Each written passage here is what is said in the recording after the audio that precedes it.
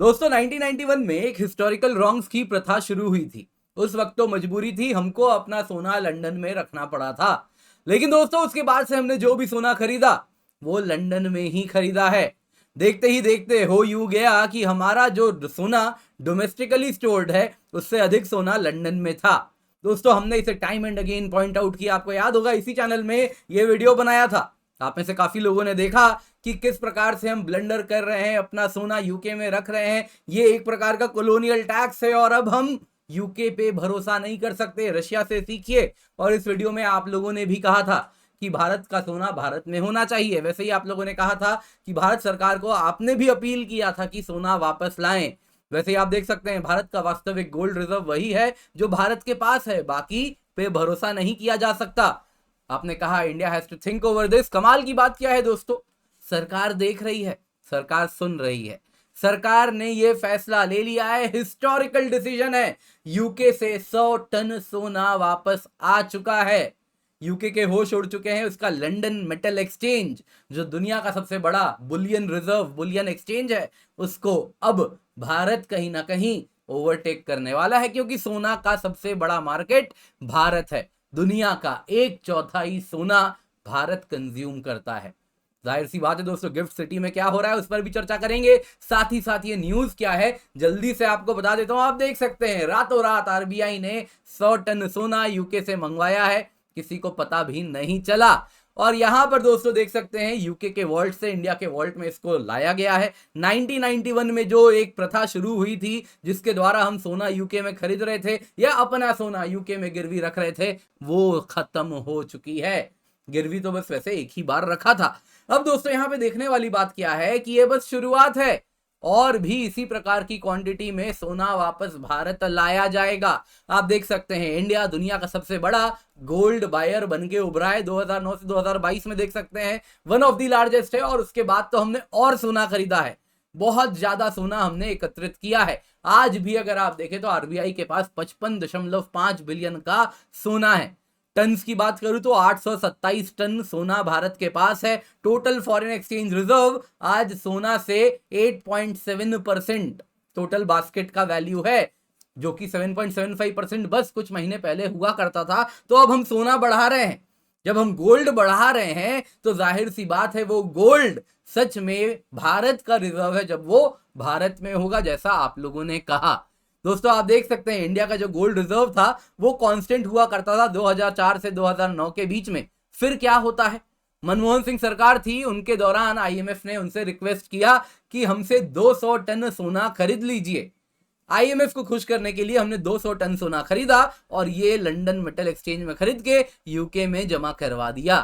दोस्तों ये अगर आप देखें तो उसके बाद कांस्टेंट रहा सोना। रघुराम राजन जी का टेन्योर रहा, उर्जित पटेल जी का टेन्योर रहा। इन सभी ने गोल्ड बैक्ड रिजर्व्स नहीं बढ़ाए। किस पे फोकस किया? डॉलर डिनोमिनेटेड रिजर्व्स बढ़ाना है, डॉलर पे फोकस करना है। इनका पूरा फोकस वही था। कहीं ना कहीं जो आईएमएफ चाहती थी वो वैसा ही करते थे। आईएमएफ क्या चाहती है? जो अमेरिका चाहता है, जो डीप स्टेट चाहता है, कुछ उसी तरफ ये काम कर रहे थे। उसके बाद क्या होता है? उसके बाद इनका टेन्योर खत्म होता है और कंटिन्यूअसली आप देख सकते हैं गोल्ड रिजर्व्स बढ़ते गए हैं। क्यों इस बीच में क्यों नहीं बढ़ा? कारण आपको भी मालूम है। दोस्तों यहां पे देखने वाली बात क्या है, आज भी अगर आप देखें तो जो गोल्ड रिजर्व्स हुआ करते थे 2004 में, आप देख सकते हैं ओवरसीज 20% से भी कम था। फिर आपको याद होगा 2009 में 200 टन सोना खरीदा और एक झटके में करीबन 50% सोना विदेश में चला गया और डोमेस्टिकली केवल 50% बढ़ा। उसके बाद कंटिन्यूअसली गोल्ड बाइंग जो हमने करते रहे वो विदेश में ही करते रहे। आज लेकिन दोस्तों चीजें बदल रही है। आप देख सकते हैं इस वक्त 413 टन गोल्ड अब्रॉड होल्ड करते थे, जिसमें से 100 टन वापस ला चुके हैं, जो कि काफी बड़ा आंकड़ा बता रहा है। और ये बस शुरुआत है।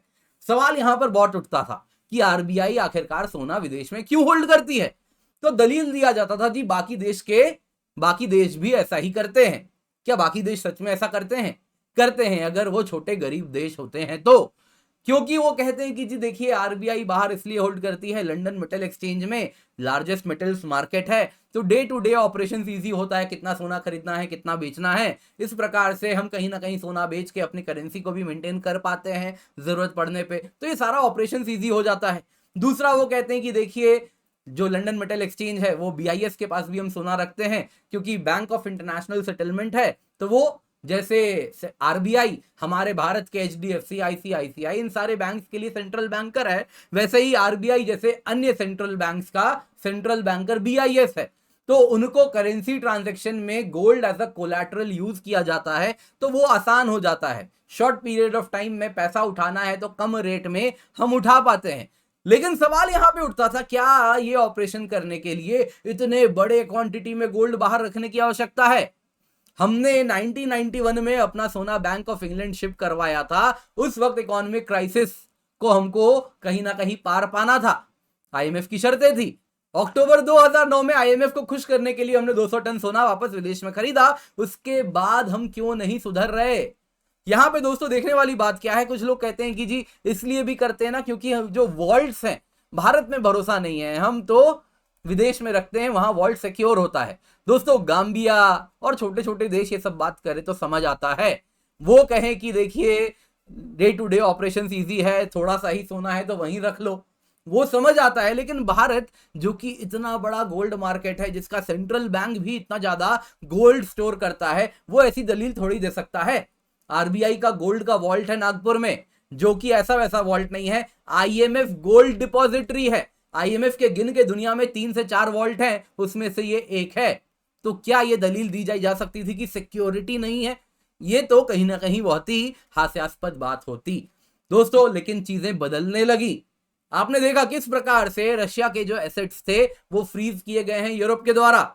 रशिया ने यूक्रेन में जो स्पेशल ऑप्स किया, उसके बाद अगर आप देखें तो यूनाइटेड किंगडम ने जो भी रशिया का गोल्ड था लंदन मेटल एक्सचेंज में वो जमा करवा लिया, रशिया को दे नहीं रहे। तो कैसे है वो उसका फॉरेन एक्सचेंज रिजर्व? सवाल यहां पर यही उठा। आप देख सकते हैं इतना सारा रशियन एसेट्स हैं जो यूरोप ने फ्रीज करके रखा है। ये वो देश हैं जो कि रूल ऑफ लॉ की बात करते हैं, जो कि इकोनॉमिक्स की बात जब होती है तो कहते हैं कि जीरो इंटरफेरेंस, है ना, कोई भी इंटरफेयर नहीं करेंगे, एज इट इज चीजें चलेंगी।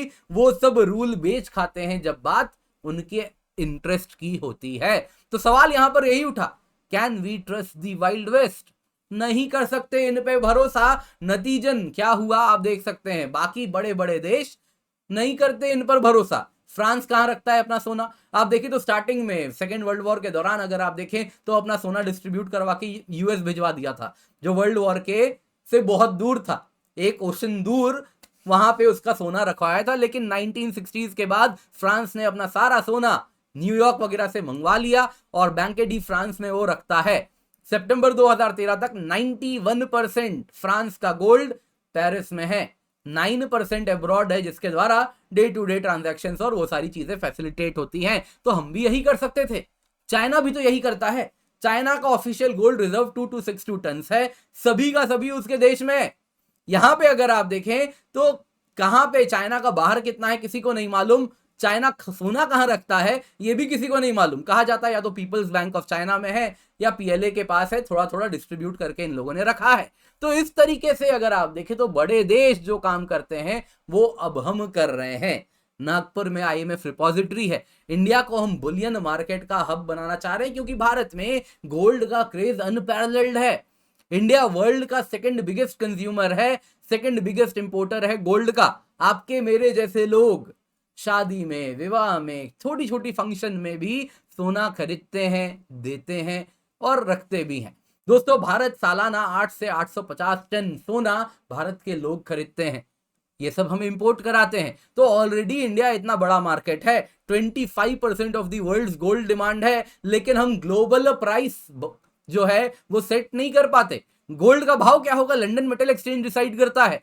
अब दोस्तों चीजें बदल रही है। आपने देखा है PM मोदी ने इंडिया का पहला बुलियन एक्सचेंज इनॉग्रेट किया गिफ्ट सिटी गांधीनगर में, जिसके द्वारा सोने का क्या भाव होगा यहां पे तय होगा।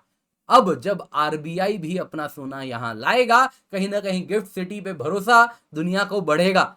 अब भारत इस स्टेप की ओर बढ़ रहा है जब सोना का भाव भारत के कंज्यूमर्स के द्वारा तय किया जाएगा, जो डिमांड है। कहीं ना कहीं जो फॉरेन ट्रेडर्स हैं, जो लंदन मेटल एक्सचेंज वगैरह में काम करते हैं, वो भी यहां आएंगे काम करने, वो भी अपना सोना यहीं पर आके ट्रेड करेंगे। तो लंदन मेटल एक्सचेंज के लिए तो शुरुआत हो चुकी है, उसके पैर के नीचे से चादर खींची जा रही है। तो काफी कुछ अभी होने वाला है। अच्छी बात क्या है दोस्तों, हमने ये बात उठाई और इसका नतीजा भी हमको दिख रहा है। इसकी एक अलग प्रसन्नता है, सोना भारत वापस आ रहा है। उम्मीद करता हूं आपको ये वीडियो पसंद आई होगी। आप लोगों को भी बहुत बहुत धन्यवाद, आप लोगों ने जिस प्रकार से इस प्रकार के कंटेंट को सराहा है उसका नतीजा हमको दिखता है। दोस्तों हमें फॉलो करें ट्विटर पे, किंजल_GS मेरा हैंडल है। मेक श्योर आप वहां पर ज्वाइन कर रहे हैं। इसके सिवा इंस्टाग्राम में फॉलो करें और साथ साथ इस वीडियो को लाइक करें, ज्यादा से ज्यादा लोगों के साथ शेयर करें, भारत संवाद सब्सक्राइब करें, बेल आइकन दबाएं और एक वीडियो आ रहा होगा, इसको अवश्य देखिएगा।